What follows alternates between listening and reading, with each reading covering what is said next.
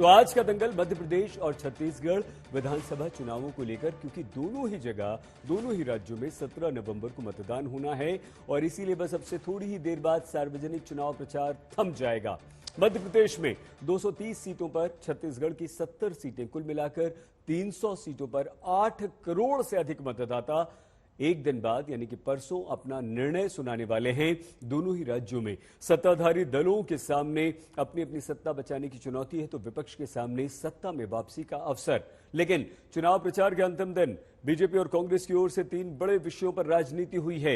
एक तो प्रधानमंत्री नरेंद्र मोदी के बारे में चुनावी मंच से दुष्प्रचार करने पर प्रियंका गांधी और सोशल मीडिया पर आपत्तिजनक पोस्ट करने के आरोप में आम आदमी पार्टी के संयोजक को चुनाव आयोग ने नोटिस भेज दिया है। दूसरी ओर कांग्रेस पार्टी ने प्रधानमंत्री की ओर से मूर्खों का सरदार वाले बयान को लेकर आपत्ति व्यक्त कर दी है और बड़ा विवाद प्रधानमंत्री किसान निधि की 15वीं किस्त जारी करने को लेकर भी हुआ है। वो आज ही की गई। कांग्रेस ने ये प्रश्न उठाया कि ठीक मतदान के आसपास ही प्रधानमंत्री किसानों की किस्त क्यों जारी करते हैं। इन्हीं प्रश्नों पर आज के दंगल में हम अपने विशेष मेहमानों के साथ बड़ी चर्चा करेंगे। सभी हमारे साथ मौजूद हैं, लेकिन उससे पहले हमारी ये विशेष रिपोर्ट। अगर मेरे देश में सबसे बड़ी जाति कोई है तो एक ही है, वो जाति है गरीब। आपने कभी किसी कैमरा के पीछे, शर्ट के पीछे मेड इन मध्य प्रदेश देखा है? 2 राज्य और जिनके बड़े बड़े बिजली के बिल आ गए घरेलू, उनके बड़े हुए बिल मैं भरवाऊंगा, उनका 100 रुपया महीने बिजली का बिल आएगा। 300 सीटें। उसके शासनकाल में एक भी शिक्षकों की भर्ती नहीं हुई, हमारे शासनकाल में 30,000 शिक्षकों की भर्ती। सैकड़ों उम्मीदवार, लाखों कार्यकर्ता और दोनों सूबों में 8 करोड़ से अधिक मतदाताओं के महापर्व में सिर्फ एक दिन बाकी है और तब फैसला होगा कि महाकौशल इलाके में 38 विधानसभा सीटों पर क्या कांग्रेस को पछाड़ पाएगी बीजेपी, क्या ग्वालियर चंबल क्षेत्र की 34 विधानसभा सीटों पर अपनी पकड़ रख पाएगी कांग्रेस, क्या बुंदेलखंड विंध्य क्षेत्र की 56 सीटें बीजेपी के लिए अजय गढ़ बने रहेंगे, मध्य क्षेत्र की 36 विधानसभा सीटों पर क्या बीजेपी को टक्कर दे पाएगी कांग्रेस और मालवा निमाड़ की 66 विधानसभा सीटों पर इस बार कौन बढ़त बना पाएगा। और कांटे की ये टक्कर सिर्फ मध्य प्रदेश में ही नहीं, छत्तीसगढ़ में भी है, क्योंकि चुनावी रण क्षेत्र में इस बार बीजेपी की ओर से शिवराज सिंह चौहान के पास पीएम मोदी का नाम, केंद्र सरकार के काम, लाडली योजनाओं का आशीष है, तो 2 दशकों तक सत्ता शीर्ष पर बने रहने के बाद की चुनौती। उधर छत्तीसगढ़ में भी भूपेश बघेल के पास धान के दाम, किसानों के काम, मुफ्त की योजनाएं और आदिवासियों का आशीष है, तो घोटाले, भ्रष्टाचार के आरोपों की चुनौतियां भी है। लेकिन नजर छत्तीसगढ़ में दूसरे चरण की 70 सीटों पर भी है, जहां 958 उम्मीदवारों के बीच असली टक्कर 34 वीआईपी सीटों पर है और उसमें भी 32 सीटों पर आमने सामने का मुकाबला बीजेपी और कांग्रेस के बीच है। लेकिन एमपी छत्तीसगढ़ में चुनाव प्रचार का शोर थमते थमते आखिरी दिन तक 3 बड़े विवादों पर सियासत चालू है। एक तरफ चुनाव आयोग ने पीएम पर चुनावी प्रहार करने वाले सीएम केजरीवाल से लेकर प्रियंका गांधी तक को नोटिस देकर जवाब मांगा है। दूसरी तरफ कांग्रेस किसानों को पीएम की ओर से दी गई 15वीं किस्त की तारीख पर सवाल उठा रही है और पीएम की ओर से मूर्खों के सरदार वाले बयान पर भी हमलावर है। Coming from the झूठों का सरदार, it shows the arrogance of Mr. Modi. वो तो है ही है, उसमें तो कोई नया बात नहीं है। हमारे नेता को उन्होंने गाली दी और मोदी जी को इतना अहंकार हो गया कि अपने सामने किसी को समझते नहीं। हालांकि ऐसे ही अपमान के आरोप में चुनाव आयोग ने प्रियंका गांधी को भी नोटिस दिया है, जिसमें 10 नवंबर को सानेवर की रैली में प्रियंका गांधी ने बीएचईएल के 4000 करोड़ के ठेके को लेकर पीएम मोदी पर आरोप लगाए थे। तो दूसरी ओर आम आदमी पार्टी के एक्स हैंडल से पीएम मोदी के खिलाफ 8 और 9 नवंबर को आपत्तिजनक चित्रण पोस्ट किया गया था। प्रियंका और केजरीवाल को 16 नवंबर की शाम तक चुनाव आयोग में जवाब दाखिल करना है, लेकिन इस बीच कांग्रेस की ओर से पीएम किसान निधि को लेकर भी सवाल उठाए जा रहे हैं। कांग्रेस नेता जयराम रमेश ने सोशल मीडिया पोस्ट पर पीएम किसान निधि की 6ठी, 9वीं, 12वीं और 15वीं किस्त की तारीखों का जिक्र करते हुए सवाल उठाया है कि क्या एमपी छत्तीसगढ़ में ऐन मतदान से 2 दिन पहले किसान निधि की किस्त क्या जानबूझकर जारी की गई है। हालांकि रांची में जनजातियों के विकास कार्यक्रम और विकसित भारत संकल्प यात्रा का शुभारंभ करते हुए पीएम मोदी ने देश के हर वर्ग के लिए काम करने की बात कही। विकसित भारत के 4 अमृत स्तंभ, पहला अमृत स्तंभ भारत की हमारी महिलाएं, दूसरा अमृत स्तंभ है हमारे भारत के किसान भाई बहन। तीसरा अमृत स्तंभ भारत के नौजवान और चौथा अमृत स्तंभ भारत का मध्यम वर्ग। इन 4 स्तंभों को हम जितना मजबूत करेंगे, विकसित भारत की इमारत भी उतनी ही ऊंची उठेगी। बहरहाल चुनावी दंगल में दावों और वादों का शोर अब थम चुका है। एमपी और छत्तीसगढ़ के 8 करोड़ से ज्यादा वोटर्स को फैसला सुनाना है कि अगले 5 साल के लिए सूबे की कमान कांग्रेस को सौंपनी है या डबल इंजन की सरकार के दम पर भरोसा करना है। आज तक ब्यूरो।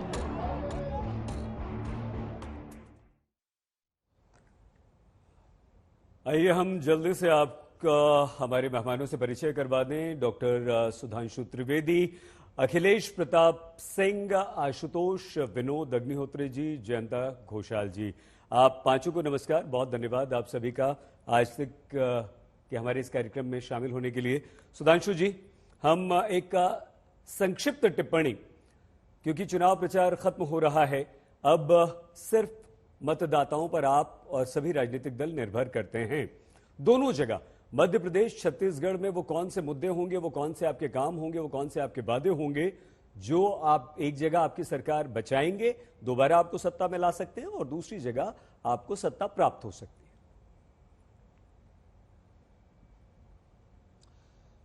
देखिए, चुनाव प्रचार समाप्त हो गया है इन 2 राज्यों में।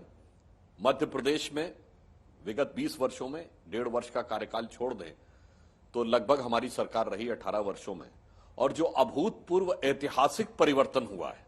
एक दौर था जब मध्य प्रदेश का बंटाधार शब्द प्रयोग किया जाता था। आज जल संसाधनों की उपलब्धता हो, एग्रीकल्चर के फील्ड में मध्य प्रदेश ने इतनी लंबी छलांग लगाई है कि फूड ग्रेन में कंट्रीब्यूट करने वाले सबसे अग्रणी राज्यों में से एक हो गया। सड़कों का मामला हो, पहले छोटी बड़ी गांव की सड़कें मिला के 44,000 किलोमीटर की थी, अब छोटी बड़ी सड़कें बड़ी से लेके मिला के 4 लाख किलोमीटर की सड़कें हो गई। तो अगर देखा जाए तो वो जिस प्रकार का परिवर्तन पिछले 18 वर्षों के हमारे शासनकाल में आया, वो अभूतपूर्व है। फिर चाहे महाकाल का कॉरिडोर हो, या सागर में संत रविदास जी का 100 करोड़ से बनता हुआ मंदिर, या ओंकारेश्वर में आदि शंकराचार्य जी की प्रतिमा हो 108 फुट ऊंची, ये सारी की सारी चीजें हमारा बहुत स्पष्ट है। विकास, जन कल्याण और आत्म सांस्कृतिक गौरव, इन तीनों को हमने स्पष्ट रखा। छत्तीसगढ़ में अगर हम देखें, एक दौर में हमारी सरकार के आने के बाद जो बदहाली हुई, जो अव्यवस्था हुई, नक्सल शक्तियों ने भी हाथ उठाया, और भ्रष्टाचार के अभूतपूर्व कीर्तिमान। मतलब भारत को कहा जाता था कि कृषि प्रधान देश है, तो गोबर में भी भ्रष्टाचार हो गया, और मोदी जी डिजिटल रिवॉल्यूशन ले आए तो डिजिटल ऐप में भी भ्रष्टाचार हो गया। ऐसे अभूतपूर्व जो कीर्तिमान है वो उन्होंने बनाया। इसलिए मुझे लगता है छत्तीसगढ़ की जनता को इस कष्ट से, त्रासदी से मुक्ति मिलेगी, और मध्य प्रदेश की जनता जो आगे बढ़ रही थी, वो पिछली बार हम बहुत कम अंतर पर रह गए थे, इस बार निर्णायक और प्रभावी अंतर के साथ भारतीय जनता पार्टी शानदार बहुमत के साथ सरकार बनाने जा रही है। डॉक्टर त्रिवेदी, हम आपसे ये भी पूछेंगे, आपने बताया नहीं कि आपने अपने बड़े बड़े मंत्रियों को, नेताओं को मध्य प्रदेश में चुनाव में उतार दिया है, और पिछली बार आप हार गए थे, हालांकि आपने सरकार बना ली। तो इस बार वो ऐसा कौन सा एक कारण है जो आपको स्पष्ट बहुमत की तरफ ले जाता है? अखिलेश प्रताप सिंह जी, अखिलेश जी, क्या मध्य प्रदेश में फिर से वही स्थिति तो नहीं हो जाएगी? वो कौन सा ऐसा कारण है जब आप अपनी उस पुरानी स्थिति से आगे बढ़कर बीजेपी को कोई जोड़ तोड़ का मौका ना दे पाए, इस तरह का कोई निर्णय आए, और ये जो भूपेश बघेल पर भ्रष्टाचार के आरोप लगे हैं 508 करोड़ रुपए के, आपको लगता है कि कहीं ये नुकसान अखिलेश जी ना पहुंचा दे? देखिए, दोनों राज्यों के जो चुनाव हैं, छत्तीसगढ़ में 75 पार और मध्य प्रदेश में 150 पार की सरकार कांग्रेस की बनने जा रही है। छत्तीसगढ़ में बेस्ट गवर्नेंस की सरकार है और मध्य प्रदेश में वर्स्ट गवर्नेंस की सरकार है। और ये मोदी जी के भाषणों से व्याकुलता और बौखलाहट से दिख भी रहा है कि पूरे 5 राज्यों में बीजेपी का सुपड़ा साफ हो रहा है। जिस प्रकार से वो अपशब्दों का प्रयोग और बौखलाए हुए शब्दों का प्रयोग कर रहे हैं, अपने आप में सफिशिएंट है ये बताने के लिए चेहरे की रौनक जिस तरह से गायब है। झूठ बोलना तो बीजेपी की अस्थायी आदत है। आरोप लगाना, 10 साल से लोगों पे आरोप ही लगाए हैं विपक्ष के नेताओं पे, एक पे भी कहीं कुछ न साबित कर पाए, न चार्जशीट तक फाइनल स्टेज पे लगा पाए हैं। कुल गोबर खरीदा गया 270 करोड़ का, 1300 करोड़ का घोटाले का आरोप लगाते हैं। क्यों आप आश्वस्त हैं कि एक जगह आप दोबारा सरकार बनाएंगे और मध्य प्रदेश में आप आ जाएंगे? कारण? छत्तीसगढ़ में हमने 96% जो घोषणाएं की थी वो विद इन मंथ पूरी कर दी और 5 साल बखूबी लागू किया। हम भारत सरकार के अधिकांश मंत्रालयों ने छत्तीसगढ़ के कामों की तरह तरह की सराहना की है। छत्तीसगढ़ की योजनाएं हिंदुस्तान के अन्य राज्यों के लिए रोल मॉडल बन के सामने आई। प्रधानमंत्री जी स्वयं कई योजनाओं की तारीफ कर चुके हैं, गोधान योजना से लगाए, कई मुख्यमंत्री बीजेपी के कर चुके हैं, योगी आदित्यनाथ कर चुके हैं, स्वयं गृह मंत्री जी भी वहां के जो नक्सल समस्या थी उसमें 75% की कमी बताई है, क्योंकि सरकार ने नक्सल एरिया में भी काम किया, वहां के लोगों का दिल जीता, अपना मुख्य धारा में ले आए। वन उपज जो बीजेपी मात्र 7 वन उपज को खरीदती थी, कांग्रेस की सरकार ने 67 वन उपज को खरीदना शुरू किया। उनकी 1 लाख एकड़ से अधिक जमीन वापस की। उन पे जो मुकदमे फर्जी थे, जो व्यवस्थी जो बंद किए गए थे, उनके परीक्षण करके जो बेगुनाह थे उनको जेल से बाहर निकाला, मुकदमों को वापस लिया, विश्वास जीता, उनको मुख्य धारा में जोड़ा, वहां स्कूल कॉलेज खोले, वहां सड़कें बना दी। जो लगभग 250 बूथ उस गांव में नहीं लगते थे, मेन रोड पे आके लगते थे, वो अब उन गांव में इस बार वोट पड़ा है। तो वहां शांति आई है, खुशहाली आई है, लोग परस्पर में विकास हुआ है। उसी तरह से किसानों का हिंदुस्तान में सबसे अधिक मूल्य पे धान छत्तीसगढ़ में खरीदा जाता है, अभी 3200 रुपए। जो हमारी 21-22 घोषणाएं हैं वो अद्भुत हैं और एक विश्वास है कि भूपेश सरकार ने जो कहा था वो किया हो, करेंगे। बीजेपी के आज शीर्ष नेतृत्व से लगा नीचे तक का कोई व्यक्ति आज कुछ भी वादा करे, लोग विश्वास नहीं करते हैं, बाद में कह देते हैं। तो जुमला था। वही हाल मध्य प्रदेश का, वर्ष से वर्ष सरकार, न कानून व्यवस्था, न रोजी रोजगार, उसमें भ्रष्टाचार, किसी प्रकार की कोई योजना नहीं। वहां के खुद बीजेपी राजस्थान और मध्य प्रदेश में अपने नेतृत्व के खिलाफ है। छत्तीसगढ़ में भी वही हाल है। छत्तीसगढ़ के तो इनके जो मुख्यमंत्री 15 साल हैं वो खुद चुनाव हार रहे हैं। अखिलेश जी समाप्त कीजिए प्लीज। हम योजनाएं दे रहे हैं, हमने अपनी योजनाएं चाहे हिमाचल हो, चाहे छत्तीसगढ़ हो, चाहे कर्नाटक हो, within minute, within hour पूरी लागू करके दिखा दिया कि हम जो कहते हैं वो करते हैं सर। तो ये सब हमारी विश्वसनीयता है, हमारे कार्यक्रम है, उसमें जनता हमारे साथ है। लेकिन अखिलेश जी आपने ये नहीं बताया कि जो भ्रष्टाचार के आरोप भूपेश बघेल पर लगे हैं, क्या उसका नुकसान तो नहीं हो जाएगा चुनाव से बिल्कुल पहले? और जो किसानों को नहीं, वो आगे बात करेंगे। विनोद अग्निहोत्री जी, मैंने पहले विनोद सर आते हैं सर, आते हैं बात। विनोद सर, आप क्या आपको लग रहा है कि इस बार मध्य प्रदेश और छत्तीसगढ़ दोनों में उतना प्रिडिक्टेबल चुनाव नहीं है जितना आप विशेषज्ञ लोग, आप वरिष्ठ पत्रकार लोग अंदाजा लगा लेते थे? और अगर ऐसा है, क्या आप मानते हैं ऐसा है? हो सकता है ना माने आप, और अगर ऐसा है तो वो कारण क्या है? सर, मेरा एक प्रति प्रश्न है, क्या पिछला चुनाव प्रेडिक्टेबल था? कोई भी चुनाव प्रेडिक्टेबल नहीं होता है जब तक कि एकदम ऐसी आंधी न चल रही हो जो शायद, और मैं तो 1977 की बात करता हूं, 1970 में भी चुनाव हुए थे और लोगों को भरोसा नहीं था कि नतीजे ऐसे आएंगे।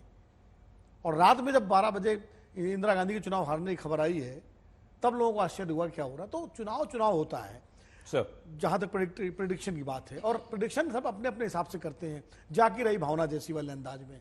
जिसको जो पार्टी अच्छी लगती है उसको वो पार्टी जीतती हुई दिखाई पड़ती है। लेकिन दोनों पार्टियों ने, मध्य प्रदेश का और छत्तीसगढ़ का चुनाव पूरी तरह से 2 ध्रुवीय चुनाव हुआ है। बाइपोलर इलेक्शन हमेशा रहा, इस बार भी बाइपोलर रहा है। छोटे दूसरे प्लेयर्स थे लेकिन उनका कोई उतना महत्व नहीं रहा। यह जरूर है कि दोनों दलों ने पूरी ताकत से, पूरी मजबूती से अपना चुनाव प्रचार किया है और जिसको कहते हैं कोई कोर कसर नहीं छोड़ी। प्रधानमंत्री फर्क ये रहा कि भारतीय जनता पार्टी ने पूरा चुनाव प्रधानमंत्री जी को आगे करके लड़ा जी। नरेंद्र मोदी जी के नाम पर लड़ा, कमल के निशान के नाम पर लड़ा, जो कि मोदी जी ने कहा। और शिवराज सिंह चौहान जो उनके सबसे बड़े छत्र है मध्य प्रदेश में, उनको पहले किनारे रखा गया। बाद में जब लगा कि इससे नुकसान हो सकता है तो उनको फिर सेंटर स्टेज पे लाया गया। लेकिन कुल मिला के चुनाव मोदी जी के नाम पर लड़ा गया। यही छत्तीसगढ़ में भी रहा, वहां भी रमन सिंह को थोड़ा बाद में लाया गया। दोनों चुनाव। कांग्रेस पार्टी का इस बार उल्टा रहा। कांग्रेस हमेशा अपने केंद्रीय नेतृत्व के नाम पर चुनाव लड़ती रही। इस बार उसने मध्य प्रदेश में कमलनाथ जी को आगे किया और छत्तीसगढ़ में भूपेश बघेल को आगे किया। कमलनाथ का जो 5 साल का पूरा संघर्ष, जो 15 महीने की सरकार के बाद वो लगातार मध्य प्रदेश में ही रहे, दिल्ली वापस लौट के नहीं गए और उन्होंने पूरी तरह से पूरे प्रदेश को ही अपनी राजनीति का केंद्र बनाया। और भूपेश बघेल की सरकार के कामकाज, इन चीजों को लेकर के कांग्रेस ने भारतीय जनता पार्टी के मुकाबले अपनी तैयारी की और लड़ाई की है। भाजपा ने मध्य प्रदेश में, जैसा सुधांशु जी ने कहा, लंबे समय से उनकी सरकार है, जाहिर है उन्होंने उनकी उपलब्धियां गिनाई। छत्तीसगढ़ में भूपेश बघेल सरकार पर आरोप लगाए, भ्रष्टाचार का आरोप मुद्दा दोनों जगह रहा। यहां भूपेश बघेल का मामला कराया तो वहां तोमर जी के बेटे का कथित रूप से वीडियो आ गया मध्य प्रदेश में, तो वो एक तरह से काउंटर हो गया दोनों इधर से उधर। इसलिए वो कोई बहुत बड़ा मुद्दा मुझे नहीं लगता।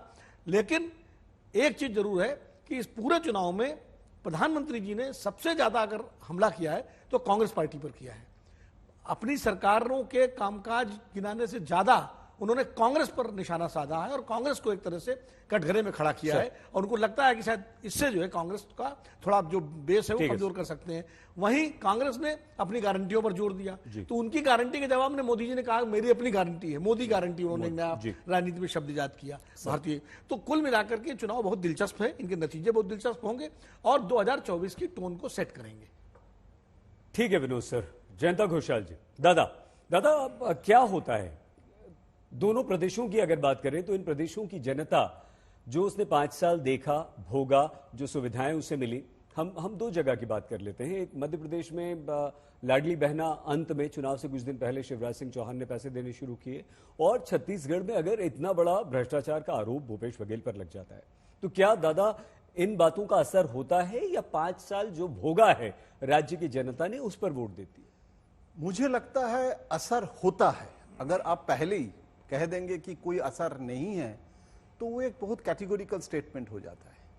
देखिए, मध्य प्रदेश और छत्तीसगढ़, जैसे विनोद जी ने भी बोल रहे थे कि बहुत बाइपोलर, और आज नहीं बहुत सालों से आपको ये मानना पड़ेगा कि ये बहुत फोटो फिनिश रिजल्ट होता है। लास्ट टाइम भी 2018 आप याद कीजिएगा कि कांग्रेस और बीजेपी में परसेंटेज ऑफ वोट बीजेपी का ज्यादा हुआ। जी। फिर भी कुछ सीटों के लिए, और बाद में जैसे सिंधिया जी ने भाजपा में आने के बाद क्या हुआ ये तो अभी इतिहास हो गया है। लेकिन इसमें एक लेसन है कि कांग्रेस और बीजेपी ये 2 फोर्स है, कोई थर्ड फोर्स इतना इंपॉर्टेंट आज के दिन में नहीं है। लेकिन जो सरकार के जो विरोधी जो लहर, जो हम एंटी इनकम्बेंसी कहते हैं, सर्वे भी रिपोर्ट भी बोले हैं कि छत्तीसगढ़ में ये इंटरेस्टिंग हो गया है कि जैसे विनोद जी भी बोल रहे थे कि इस बार हाई कमांड राहुल गांधी वहां जाना जितना गए हैं उससे ज्यादा बघेल ब्रांड इक्विटी को इस्तेमाल किया गया है। लेकिन मध्य प्रदेश में एंटी इनकम्बेंसी है। आपको मानना ही पड़ेगा कि आपको सरकार इतना दिन रहने के बाद भी अगर एंटी इनकम्बेंसी नहीं होगा, जहां परसेंटेज ऑफ वोट कांग्रेस का इतना है। लेकिन इसके बाद मेरा जो कैविएट है जी कि मोदी एंड अमित शाह ये एक इलेक्शन इंजन है, और जब नोटिफिकेशन हुआ, जब इलेक्शन कमीशन अनाउंस किया और आज के दिन में जो कैंपेन बीजेपी ने किया, हम सिर्फ मोदी जी के ब्रांड इक्विटी बोलते हैं लेकिन संगठन भाजपा का ये भूल जाते हैं। कांग्रेस में एक खुबिया है, माइनस पॉइंट है कि कांग्रेस चीफ मिनिस्टर का ब्रांड है। कहां से कहां चीफ मिनिस्टर आज आए हैं, जहां चीफ मिनिस्टर रोटेटिंग होना था उसी जगह आज अथॉरिटी एस्टेब्लिश किया है। मैं उनके लिए उनको सैल्यूट करता हूं। लेकिन भाजपा को जो संगठन है, आप कह रहे हैं कि चीफ मिनिस्ट्रियल प्रोजेक्शन नहीं दिया, प्रोजेक्शन देने का अगर जरूरत नहीं है। आज भी अमित शाह जी इंटरव्यू में बोले हैं कि शिवराज सिंह जी, वसुंधरा जी सब लड़ रहे हैं, कौन होगा चीफ मिनिस्टर वो चुनाव के बाद हम तय करेंगे, संगठन तय करेंगे। ठीक है, तो ये संगठन चुनाव करता है, ठीक है, ओनली लीडर नहीं करते। ठीक है। आशुतोष जी, हम आपसे 2 बातें समझना चाह रहे हैं यहां पर। जो विनोद जी ने भी कहा, जयंतोदा ने भी कहा, वो ये कि क्या मोदी जी का नाम और ब्रांड इतना बड़ा है कि वो छत्तीसगढ़ में भूपेश बघेल के कार्यों और उन पर भारी पड़ सकता है, और मध्य प्रदेश में शिवराज सिंह चौहान, या यूं कहें कि बीजेपी की नैया को पार लगा सकता है। अगर ऐसा है तो क्या हमें बंगाल को देखना चाहिए? अगर ऐसा है तो क्या हमें कर्नाटक को देखना चाहिए या नहीं? देखिए, मध्य प्रदेश के अंदर तो भारतीय जनता पार्टी ने शुरू से अपने पैर में कुल्हाड़ी मारी है और अब उस कुल्हाड़ी जो मारी है उसको ठीक करने की उन्होंने बीच बीच में कोशिश भी की है। जिस तरीके से शिवराज सिंह चौहान को मुख्यमंत्री के तौर पर पेश नहीं करना, उनके रहने के बावजूद मंच से उनको नहीं बुलवाना, उनकी योजनाओं के बारे का जिक्र नहीं करना, ये तो मैं मान सकता हूं कि 18 साल सत्ता में रहने के बाद, जब मुख्यमंत्री रहने के बाद कोई किसी भी नेता के खिलाफ एक तरीके की एंटी इनकम्बेंसी हो सकती है, वह लोकप्रिय हो सकता है, लेकिन इसमें कहां कोई दो राय है कि शिवराज सिंह चौहान एक मास लीडर है, एक जन नेता है मध्य प्रदेश के अंदर, और शिवराज सिंह चौहान से बड़ा कोई नेता आज की तारीख मध्य प्रदेश पे तो कोई है नहीं। अगर उनको दरकिनार करके, और अगर यह परसेप्शन जाएगा कि आज दरअसल उनको एक तरीके से अपमानित शब्द का प्रयोग मैं करूंगा, वो करके आप जब नरेंद्र सिंह तोमर को चुनाव में उतारते हैं तो आप को इसका मतलब शिवराज सिंह चौहान में भरोसा नहीं है। मुझे लगता है इन सब चीजों का फर्क भारतीय जनता पार्टी के ऊपर पड़ेगा, और अगर नरेंद्र मोदी जी इस बात को समझते हैं कि उनके बल पर कोई चुनाव जीत सकता है या वो अपने बल पर भारतीय जनता पार्टी को चुनाव जिता सकते हैं, तो माफ करिएगा, विधानसभा के चुनाव में नरेंद्र मोदी जी का ऐसा कोई इतिहास नहीं है। आप अगर पिछला 2018 का चुनाव भी देख लें तो मध्य प्रदेश, राजस्थान, छत्तीसगढ़ तीनों भारतीय जनता पार्टी हारी थी और प्रत्याशित तौर पर हारी थी। अगर इस साल का उदाहरण देख ले तो हिमाचल प्रदेश में भारतीय जनता पार्टी हारी थी। आपको याद है तो हिमाचल प्रदेश में नरेंद्र मोदी जी ने क्या कहा था? उन्होंने अंतिम दिनों में यह कहा था कि आप ये भूल जाइए कि बीजेपी का उम्मीदवार कौन है, आप सिर्फ मुझे देखिए और मुझे नाम पर वोट डालिए। उसके बाद क्या कर्नाटक में क्या कहा था उन्होंने, सबको मालूम अच्छी तरीके से। आज वो मध्य प्रदेश में क्या कह रहे हैं कि मोदी कि मध्य प्रदेश के मन में मोदी है या मोदी के मन में मध्य प्रदेश है। तो ये इन सारे जुमलों का, इन सारे रेटरिक्स का कोई बहुत फर्क नहीं पड़ता। कांग्रेस ने एक चीज ठीक की है इस चुनाव में कि उन्होंने बजाय अपने केंद्रीय नेताओं पर दांव लगाने के, उन्होंने अपने क्षेत्रीय नेताओं को पूरी तरीके से स्वतंत्रता दी है और जो कुछ रणनीति उन्होंने तय की उसको उन्होंने एक तरीके से एंडोर्स किया है। तो जब आप क्षेत्रीय छत्रपों के क्षेत्रीय नेताओं को कमजोर करते हैं, उनको अपमानित करते हैं, तो खुद वो पार्टी कमजोर होती जो ऐसा करती। ऐसा कांग्रेस का इतिहास रहा है जी। इस पूरे चुनाव में अगर आप देखें कि भारतीय जनता पार्टी ना तो रमन सिंह को मजबूत करने की कोशिश की, न शिवराज सिंह चौहान को मजबूत करने की कोशिश की, न वसुंधरा राजे सिंधिया को मजबूत करने की कोशिश की, उल्टे अशोक गहलोत को मजबूत करने की कोशिश कांग्रेस ने की, भूपेश बघेल को कांग्रेस मजबूत करने की कोशिश की, कमलनाथ को मजबूत करने की कोशिश। मुझे लगता है इसका खमियाजा भारतीय जनता पार्टी को मध्य प्रदेश में बुरी तरीके से उठाना पड़ेगा। ठीक है आशुतोष जी। डॉक्टर सुधांशु त्रिवेदी, डॉक्टर त्रिवेदी, दो चीज आप हमें बताइए। एक तो ये जो कांग्रेस आप पर आरोप लगा रही है कि भाई चुनाव से एकदम पहले, 2 दिन पहले आप किसानों को पैसा क्यों दे रहे हैं, वो किस्त क्यों दे रहे हैं चुनाव में फायदा देने के लिए, क्या आप मानते हैं कि इससे फायदा मिलेगा? और दूसरी बात, क्या आपको लगता है मध्य प्रदेश में सर डॉक्टर सुधांशु कि नरेंद्र सिंह तोमर, कैलाश विजयवर्गीय, फग्गन सिंह कुलस्ते और प्रहलाद सिंह पटेल जैसे दिग्गज केंद्र के नेताओं को उतारकर, केंद्र के मंत्रियों को उतारकर, आप कहीं ना कहीं ये संदेश तो नहीं दे रहे कि हमें इनकी जरूरत है, हम उतने मजबूत नहीं हैं, हमें जीतना है इसलिए हम इन लोगों को उतार रहे हैं?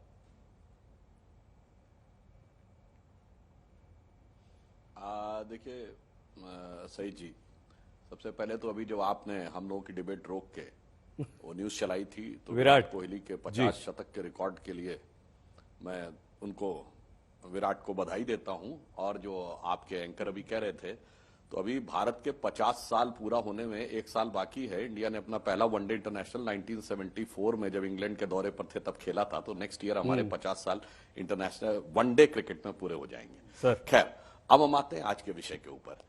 देखिए, अभी हमारे पूर्व विश्लेषकों ने जो बोला, मैं उसी से बिंदु लेता हूं। आशुतोष जी ने कहा कि मध्य प्रदेश में शिवराज सिंह चौहान से बड़ा नेता कौन है।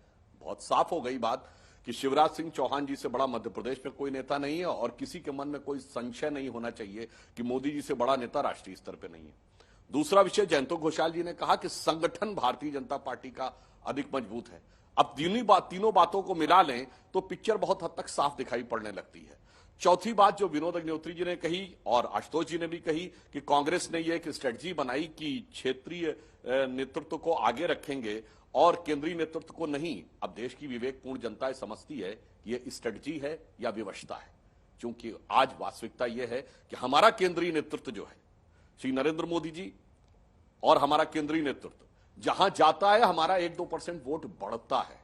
कांग्रेस को इस बात की आशंका रहती है कि उनका जो केंद्रीय नेतृत्व है वो जहां जाता है वोट घटने की संभावना हो सकती है, बढ़ने, और ये सर्वेक्षणों में भी आया, ऐसा नहीं है, क्योंकि हमारे जो लीडर हैं उनकी रेटिंग पार्टी के परसेंटेज से ऊपर जाती है और उनकी नीचे आती है, तो ये भी बहुत साफ स्पष्ट दिखाई पड़ रहा है। हाँ, रही बात इसकी कि इन्होंने कहा कि जो आगे रखा है, तो सरकार के अंदर तकरार की बात तो देख लीजिए, कोई भी इन तीनों राज्यों में बता दीजिए जहां चुनाव हो रहा है, कांग्रेस ड्युअलिटी से निकल पाई हो।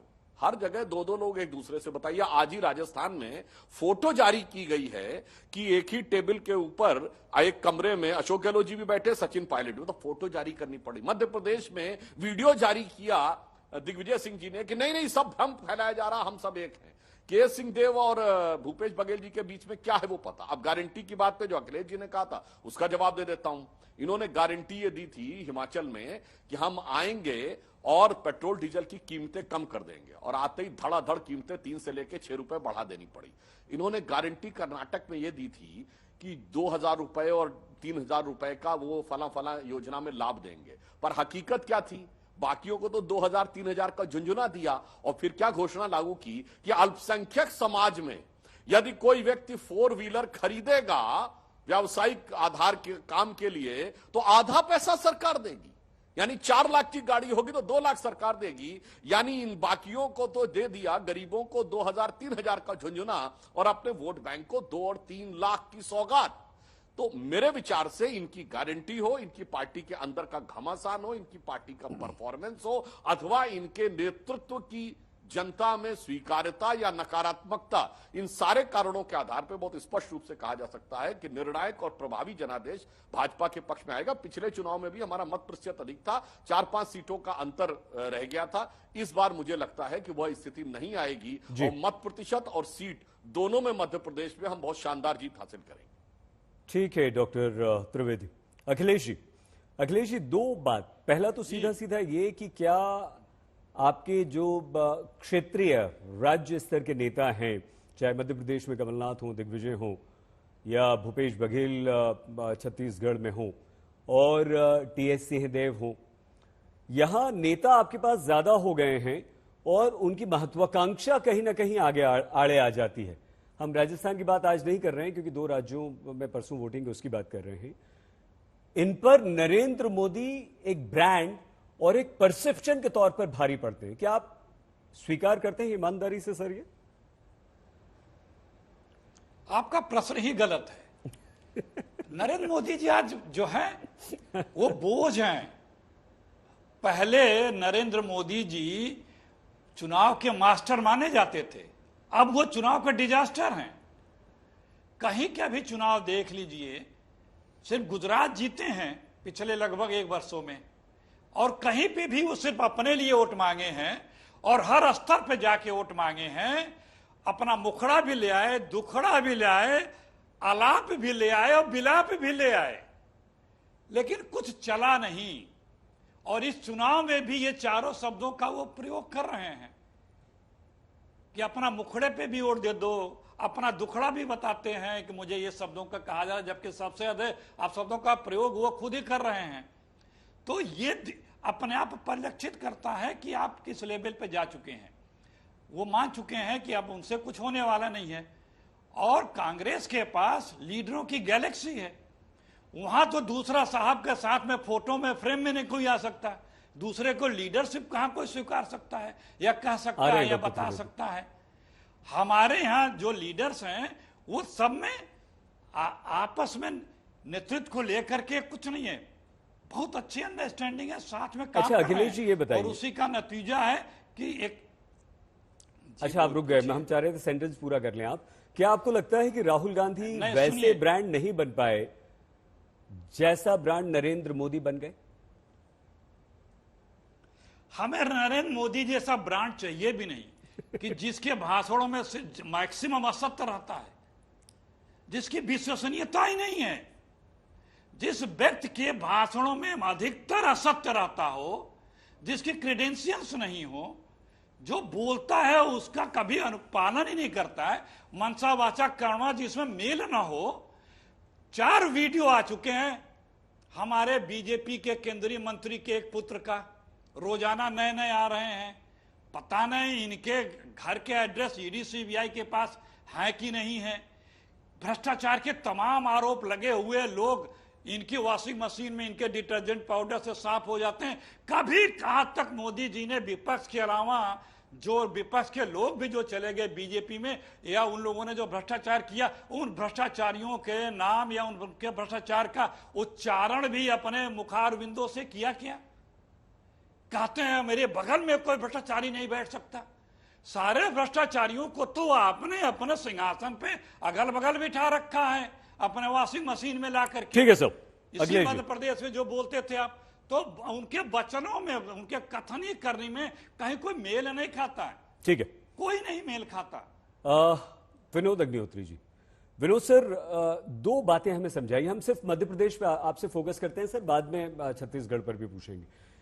जो एक प्रश्न का हमारे उत्तर डॉक्टर सुधांशु ने नहीं दिया कि किसानों को जो पैसा जारी किया गया है, क्या आपको लगता है विनोद सर कि उसका असर वोटरों के मन मस्तिष्क पर पड़ेगा? और दूसरा, ये लाडली बहना जो शिवराज सिंह चौहान ने चुनाव से तुरंत पहले ये शुरू किया, ये और दिग्विजय कमलनाथ की महत्वाकांक्षा, हालांकि दिग्विजय सिंह ने साफ तौर पर कह दिया कमलनाथ मुख्यमंत्री हैं, वो पिछले चुनाव में भी दूर थे, साथ थे, लेकिन बाहर से जो दिखता है, आपको लगता है कि अंदर उतना है, टिकट बंटवारे में उसका असर नहीं हुआ होगा, विद्रोह की आवाजें खूब आई हैं विनोद सर? देखिए, जहां तक किसान सम्मान निधि के पैसे की बात है, तो किसान सम्मान निधि कोई नई घोषणा नहीं है। उसके चुनाव से पहले सर, नहीं, उसकी एक तारीख फिक्स है जी, और उस फिक्स तारीख पे पैसा आता है। जैसे तनख्वाह लोगों की मिलती है, अब मान लीजिए 2 तारीख को वोटिंग और 1 तारीख को तनख्वाह आ जाए लोगों की, तो क्या करेंगे? तनख्वाह रोक देंगे क्या? मुझे और मैं इसको लेके जयराम रमेश ने ट्वीट किया कि विलंब किया ये चुनाव की तारीख, चुनाव के नजदीक करने के लिए। कुछ हर सरकार कुछ न कुछ तरीके से वोटरों को प्रभावित करने की कोशिश करती है।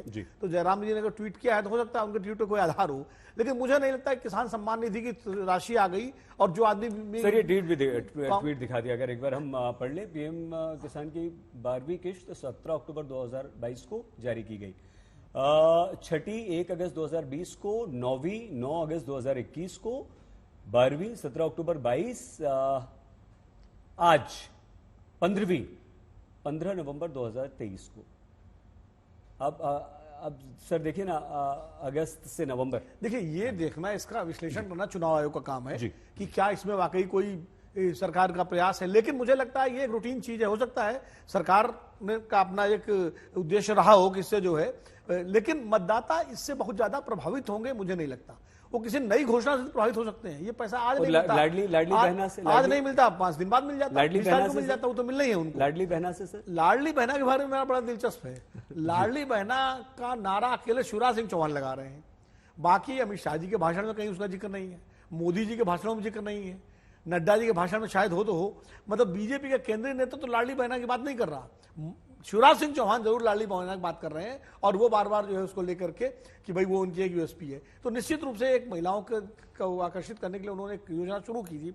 कांग्रेस ने उसका काउंटर दे दिया, वो 1200 रुपए दे रहे थे, तो कांग्रेस ने 1500 देंगे, योजना जारी रहेगी। फिर उन्होंने कहा हम 3000 रुपए देंगे। तो ये एक योजना है, लेकिन इसमें भी कई ऐसे हैं कि जैसे कुछ श्रेणियां हैं, अब जिनके पास ट्रैक्टर है उनके घर में नहीं मिलेगा लाडली बहना का, तो जिसको मिल रहा वो तो खुश, जिसको नहीं मिल रहा वो नाखुश।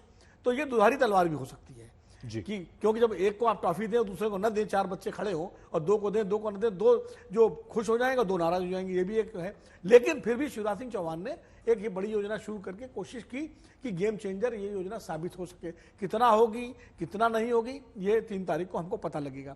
तीसरी बात आपने दिग्विजय सिंह और कमलनाथ वाली जो पूछी सर, देखिए दिग्विजय सिंह और कमलनाथ, अखिलेश जी यहाँ बैठे हुए हैं, दिग्विजय सिंह और कमलनाथ जी के रिश्ते बहुत गहरे हैं और ऐसे वैसे रिश्ते नहीं है। बहुत जब सिंधिया जी थे कांग्रेस में तो सिंधिया एक तरफ होते थे, दिग्विजय और कमलनाथ एक साथ होते थे, दादा बैठे हुए जानते हैं इस बात को। और अब दिग्विजय और कमलनाथ ही हैं। टिकटों के बंटवारे में दोनों के बीच में तकरार हुई, तनातनी हुई, और एक रणनीति भी होती है नेताओं की कि उन्होंने 10 लोगों को वादा कर दिया कि हम तुम्हें टिकट दिला देंगे, उसमें 3 को 4 को दिला पाए, 6 को नहीं दिला पाए, तो वो 6 आगे जब घेरेंगे तो क्या करेगा? एक नेता कहते हैं दिग्विजय सिंह जाने, कमलनाथ जी कह देंगे दिग्विजय सिंह के पास जाएंगे तो कमलनाथ जाने। नहीं, लेकिन सर खुलेआम एक मंच पे यहाँ पर हम बैठे वैसे बोल दिया कि इनसे पूछो। अरे देखिए, वो मैं कह तो रहा हूँ, राजनीति में बहुत अभिनय होते हैं, सुधांशु जी बहुत बेहतर जानते हैं, बहुत सारे नेताओं के अभिनय देखे हैं, समझे? अखिलेश जी भी जानते होंगे राजनीति में। अखिलेश जी गंभीर है आज, हमारे जो नेता हैं वो इतने अच्छे अभिनेता होते हैं, अगर उनको बॉलीवुड में भेज दीजिए तो अच्छे अच्छे कलाकारों की छुट्टी हो जाए। तो मुझे लगता है वो उनके जो हित है, राजनीतिक हित दोनों के इतने एक दूसरे से मिले हुए हैं। दिग्विजय सिंह जानते हैं कि ये चुनाव कमलनाथ का चुनाव है, कमलनाथ से लड़ करके वो अपना नुकसान करेंगे। आगे के लिए वो खुद तो मध्य प्रदेश की राजनीति में नहीं है, बेटे वो राष्ट्रीय राजनीति में है, उनको अपने बेटे को आगे स्थापित करना है। सिंधिया जा चुके हैं, युवा नेताओं में जयवर्धन सिंह एक बड़ा उभरता हुआ चेहरा है, तो वो क्यों कमलनाथ से सीधा झगड़ा लेकर के अपने बेटे का भविष्य खराब करना चाहेंगे? तो व्यवहारिक बिल्कुल टिकटों ठीक का है सर। बंटवारा हुआ होगा, खींचतान तनातनी हुई हो, खत्म हो गई। जयंतदा आप किस तरह से यहां देखते हैं? देखिए 114 सीट कांग्रेस, फिर टूट गई, फिर से बीजेपी की सरकार बनाएगी, पुरानी बातें हो गई। आपको लगता है कि ये वैसे ही मध्य प्रदेश चलता आ रहा है उसी लीग पर, या कोई ऐसा गेम चेंजर दोनों तरफ से, बीजेपी कांग्रेस की तरफ से आपको देखने को मिला कि हाँ यहां कुछ बदलाव हो सकता है, या यहां ये कोई बड़ा गेम चेंजर पॉइंट है? मैं बार बार यही कह रहा हूं कि एंटी इनकम्बेंसी, जो सरकार सत्य पे हैं उनके विरोध में जो लहर होता है, it's a law of nature. और राजस्थान जैसे 5 साल में बार बार परिवर्तन, मध्य प्रदेश में ये परंपरा नहीं है, लेकिन फिर भी परिवर्तन का संभावना अगर हम कहेंगे कि बिल्कुल नहीं है और परिवर्तन नहीं होगा, तो वो भी साइंटिफिक स्टेटमेंट नहीं हो सकता है। तो लेकिन मैं बार बार इसमें जोर दे रहा हूं कि बीजेपी का जो संगठन एंड स्ट्रैटेजी, और देखिए मोदी जी को आपको अच्छा लगे या ना लगे, देश में इस समय हो सकता है कि 2014 का लोकप्रियता नहीं है, हो सकता है उसमें भी डिसेंडिंग हो सकता है, लेकिन आज भी सबसे ज्यादा पॉपुलर लीडर, देखिए आप राहुल गांधी जी के, हम विनम्रता के साथ कहते हैं कि अमेठी में हार तो गए थे ना, और उत्तर प्रदेश में कांग्रेस का क्या हाल है, अखिलेश जी तो मानेंगे ना। तो इस समय राहुल गांधी जी को और किसी को, नॉन गांधी फैमिली को, अच्छी बात है, बहुत अच्छी फैसला है जो चेंज करना पड़ा। तो वहां मोदी जी का आज भी जो कहते हैं मोदी जी को, उसको सम्मान करना, स्टेट लीडरशिप ऐसे नहीं है। आप कमलनाथ जी के बारे में बोल रहे हैं, कमलनाथ जी के साथ हाईकमांड का क्या संपर्क है? कमलनाथ जी को कितना यूज किया गया है? राहुल गांधी ने तो ये भी प्रपोजल शरद पवार ने दिया था कि अमित पटेल की जगह पॉलिटिकल एडवाइजर करे, बनाया जाए। तो अभी ये भी मजबूरी है। मैं बार बार कह रहा हूं, जो मैं इसके साथ सुधांशु जी के साथ सहमत हूं कि ये स्ट्रैटेजी है या मजबूरी है कि आपको क्षेत्रीय लीडरशिप को इस समय ज्यादा महत्व कांग्रेस को देना पड़ रहा है। सेंट्रलाइज्ड हो गया है बीजेपी, जो बीजेपी का स्टेट लीडर्स जो रोल था उससे ज्यादा सेंट्रलाइज्ड हो गया है। दूसरी तरफ कांग्रेस डिसेंट्रलाइज्ड हो गया है। ठीक, लेकिन फैसला क्या होगा वो तो तय करेंगे। लेकिन इस समय आप मोदी जी और अमित शाह जी का स्ट्रैटेजी के साथ लड़ाई है, जिसमें इतना आसान, जो आसान था कांग्रेस के लिए, वो आसान नहीं करने दिया बीजेपी ने। ठीक है दादा। आशुतोष जी, क्योंकि विनोद अग्निहोत्री सर और दादा ने मध्य प्रदेश की काफी बात कर ली, आप चाहें तो टिप्पणी अवश्य करें, अपनी राय रखें, लेकिन हम आपसे छत्तीसगढ़ को समझना चाहते हैं। छत्तीसगढ़ में भूपेश बघेल के कार्यकाल को आप कैसे देखते हैं? रमन सिंह का पूरे अंत तक गायब रहना और बीजेपी का रमन सिंह को उस तरह से प्रोजेक्ट नहीं करना मुख्यमंत्री के तौर पर या भूपेश बघेल के सामने, और ये आरोप भूपेश बघेल पर लग जाना भ्रष्टाचार का 508 करोड़ रुपए का, क्या कहीं कोई डेंट पहुंचा सकता है? आशुतोष जी।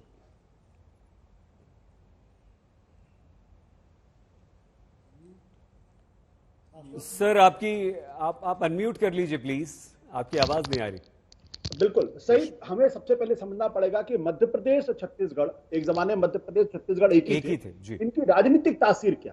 इनकी राजनीतिक तासीर हमेशा राजनीतिक स्थायित्व की रही है। 1993 में जब दिग्विजय सिंह की सरकार बनी थी तो लगातार 10 साल उनकी सरकार थी। भारतीय जनता पार्टी की लगातार 15 साल सरकार में थी, उसके बाद बदलाव हुआ वहां पे। मेरा मानना यह है कि इस बार छत्तीसगढ़, और छत्तीसगढ़ में भी अगर आप देखें, लगातार 15 साल भारतीय जनता पार्टी की सरकार थी और इस बार 5 साल से वहां पे भूपेश बघेल कांग्रेस की सरकार है। मुझे ऐसा लगता है कि छत्तीसगढ़ हो या मध्य प्रदेश हो, इन दोनों जगह पे किसी तरीके की अस्थिरता वहां के नागरिक नहीं चाहेंगे। दोनों जगह पे डिसाइसिव मैंडेट मिलेगा और पॉलिटिकल जो अस्थिरता कुछ समय के लिए मध्य प्रदेश के अंदर थी, उसका निराकरण वहां की जनता करेगी। भारतीय जनता पार्टी के साथ जो सबसे बड़ी दिक्कत पिछले कुछ सालों में पैदा हुई है वो ये है कि अपने स्थानीय जो क्षेत्रीय नेता है उनको लगातार कमजोर किया जा रहा है और उनको मजबूत करने की कोई कोशिश नहीं हो रही है। नरेंद्र मोदी और अमित शाह अपने आप में बड़े नेता है, लेकिन क्षेत्रीय नेताओं को बिल्कुल एक अननोन चेहरे के तौर पर तब्दील कर देते हैं। यह उनकी सबसे बड़ी कमजोरी है। और जो अटल बिहारी वाजपेयी, लाल कृष्ण आडवाणी की सबसे बड़ी ताकत थी कि उन्होंने हर राज्य के अंदर कम से कम 2 से 3 बड़े नेताओं को स्थापित किया, जिनके बदौलत भारतीय जनता पार्टी हारी। छत्तीसगढ़ के अंदर भारतीय जनता पार्टी ने अगर पिछले 5 साल में किसी रमन सिंह की जगह किसी दूसरे नेता को खड़ा करने की कोशिश की होती तो आज वो भूपेश बघेल को टक्कर देती, लेकिन बीजेपी चूंकि खड़ी नहीं कर पाई, इसलिए उनकी सबसे बड़ी कमजोरी। दूसरी बात यह कि जहां कहीं भी भारतीय जनता पार्टी को किसी बड़े विपक्षी नेता के सामने मुकाबला करना होता है, वहां भारतीय जनता पार्टी मुंह के बल गिरती है। पश्चिम बंगाल इसका सबसे बड़ा उदाहरण है, दिल्ली इसका सबसे बड़ा उदाहरण है कि अरविंद केजरीवाल के सामने बीजेपी के पास कोई नेता नहीं है, विधानसभा के चुनाव में बुरी तरीके से हारे हैं। पश्चिम बंगाल के अंदर कोई बड़ा नेता नहीं है, बुरी तरीके से वो हारे हैं। कर्नाटक के अंदर अपनी जो स्थायी नेता थे उनको जिस तरीके से धूल धूसरित किया, बुरी तरीके से हारे। और वहां कांग्रेस के पास 2 बड़े नेता मौजूद थे। विनोद सर, आप भी कुछ कहना चाह रहे थे। आशुतोष जी हम रोक रहे हैं। डॉक्टर सुधांशु, आप भी कुछ कहना चाह रहे थे। क्षमा, आप दोनों से आपकी बात नहीं हो पाई। आप सभी का बहुत बहुत धन्यवाद हमारे साथ। डॉक्टर सुधांशु त्रिवेदी, अखिलेश प्रताप सिंह जी, आशुतोष जी, विनोद अग्निहोत्री जी और जयंता घोषाल जी, धन्यवाद दादा आप सभी का। इस पेशकश में फिलहाल इतना ही। आप प्लीज अपना बहुत ख्याल रखिएगा। देखते रहिए आज।